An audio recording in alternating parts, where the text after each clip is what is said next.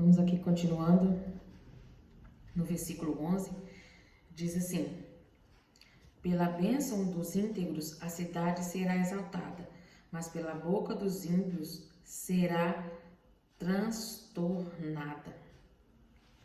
Infelizmente, o que nós vemos que os justos, poucos são reconhecidos, poucos são ouvidos, não é? As pessoas ímpias, as pessoas que não creem em Deus, que não querem saber do Senhor, não querem saber da palavra do Senhor, elas rejeitam na maioria das vezes e não dão ouvidos, né, àquilo que os justos falam, né, da palavra de Deus. E os justos, muitas vezes, nós sofremos oposições e somos até mesmo perseguidos, né? Mas os ímpios é que não sabem que eles estão perseguindo as pessoas que poderiam ser bênçãos na vida deles. Porque aqueles que nós, os justos, que servimos ao Senhor, há uma bênção sobre nós e uma bênção sobre nós que podem, essa bênção pode alcançar os ímpios. Só que os ímpios, né, eles rejeitam, se opõem a nós, então eles estão sendo tolos, porque eles estão rejeitando a bênção do Senhor. Porque se eles ouvirem a palavra que sai da nossa boca, se eles ouvirem os ensinamentos que saem da nossa boca, porque nós ensinamos, nós falamos do que está na palavra de Deus, eles seriam bem beneficiados, eles seriam também alcançados e abençoados. Então, fica aí o recado, não seja tolo, dê ouvidos à palavra do Senhor quando você for ouvir, porque não, você que é justo, não se cale, e você que é ímpio, que tem esse hábito de não dar ouvidos quando está sendo ensinado a falar da palavra de Deus, não reconhecer, é você que sai no prejuízo. Diz assim o versículo 12: o que carece de entendimento menospreza o seu próximo, mas o homem prudente se cala. Tem determinadas situações que o ideal é nos calarmos.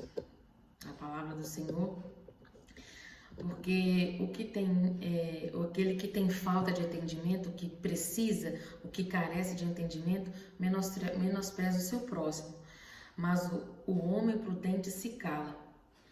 E nos calarmos nem sempre admitirmos, não é consentirmos, não é estarmos em situação inferior, não é ter perdido absolutamente. Tem momentos que o homem prudente, né, a pessoa prudente, a pessoa sábia, né, se cala.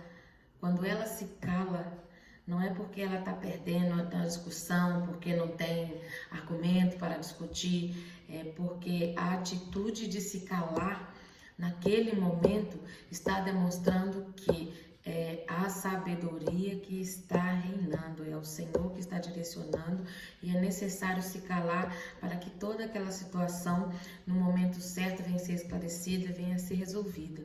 Nem sempre quem cala consente, nem sempre quem cala perdeu na discussão, ao contrário. Na verdade, normalmente quem se cala no momento certo está demonstrando prudência e sabedoria. Versículo 13: o que anda em fofocas descobre o segredo, mas o fiel de espírito encobre o assunto. Eu às vezes fico um bocadinho pensativa nas pessoas que pensam que só mulheres é que fazem fofoca. Qualquer um, seja homem, seja mulher, nós fazemos fofoca. Por quê? Podemos fazer fofoca, não que somos fofoqueiros, né? Nós temos que estar vigilantes, cuidadosos quanto a isso. Porque ser fofoqueiro, né, o disseminar a fofoca, né, significa que nós estamos promovendo o escândalo. E a fofoca nem sempre é mentira, porque às vezes uma pessoa que está fofocando contra a outra, às vezes pode até fofocando algo que é verdade. Talvez ela nem precisa aumentar, não precisa nem inventar, só está passando para frente, mas está sendo um promotor de escândalos.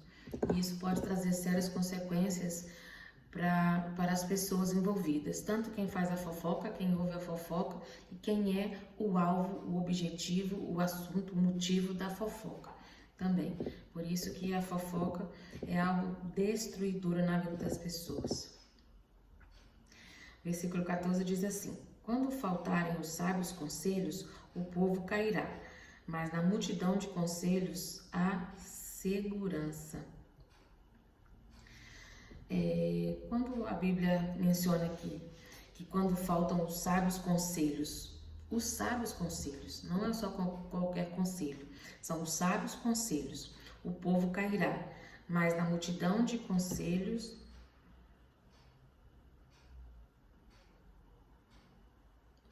mas na multidão de conselheiros há segurança. É lógico que esses conselhos aqui são conselhos sábios, conselhos com fundamentos na doutrina, na palavra do Senhor. Não é apenas um conselho.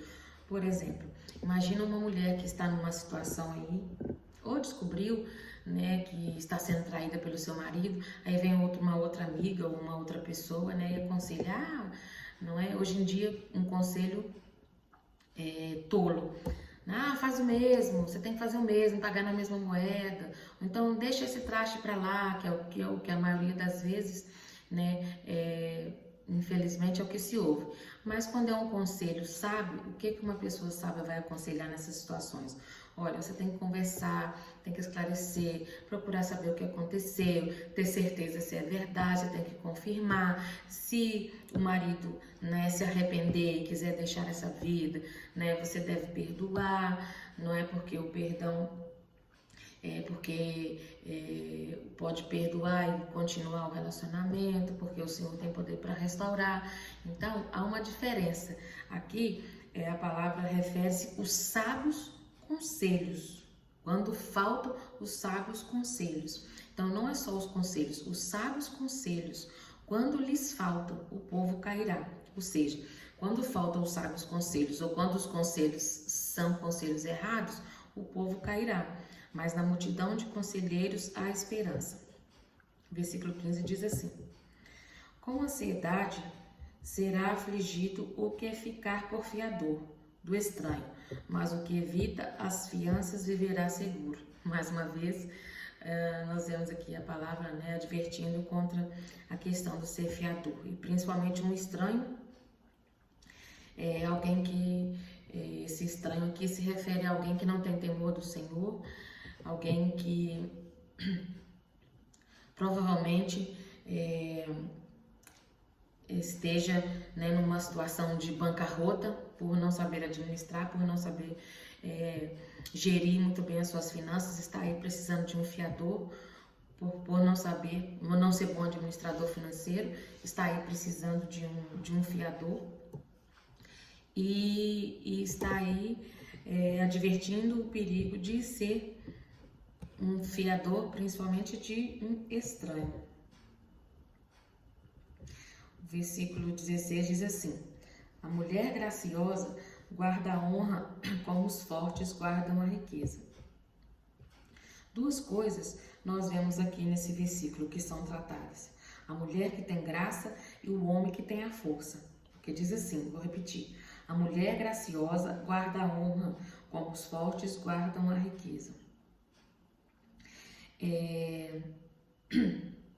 Do Senhor é que vem essas duas coisas.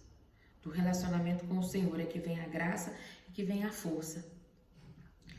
E ele mostra aqui nesse versículo um contraste entre a mulher graciosa e a força como os fortes guardam a riqueza.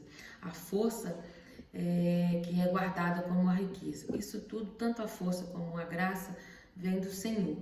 Nada nós podemos por nós mesmos, nem sermos fortes, ou dissemos que fomos fortes, muito menos sermos graciosas, longe do Senhor. Não tem, são duas coisas que não não caminham juntas, não funciona. Diz assim o versículo 17: a alma do homem misericordioso faz bem a si mesmo, mas o cruel prejudica a sua própria carne.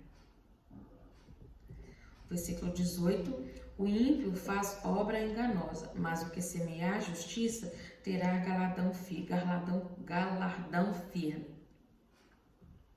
O 19 diz assim: como a justiça é o caminho para a vida, assim o que segue o mal é para si morte.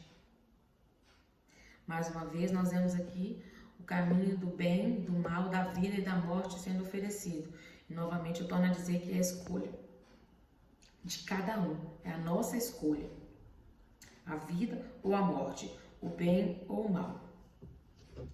O versículo 20 ainda diz assim: abominação são ao Senhor os perversos de coração, mas os perfeitos de caminho lhes são agradáveis. Tá vendo?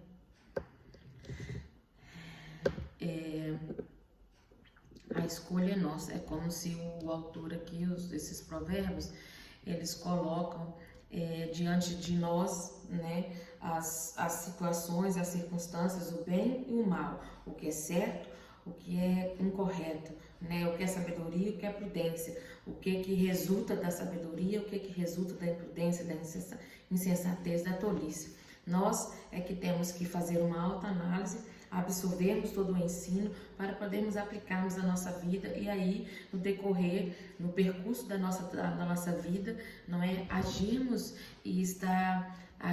decidindo, nos comportando com sabedoria.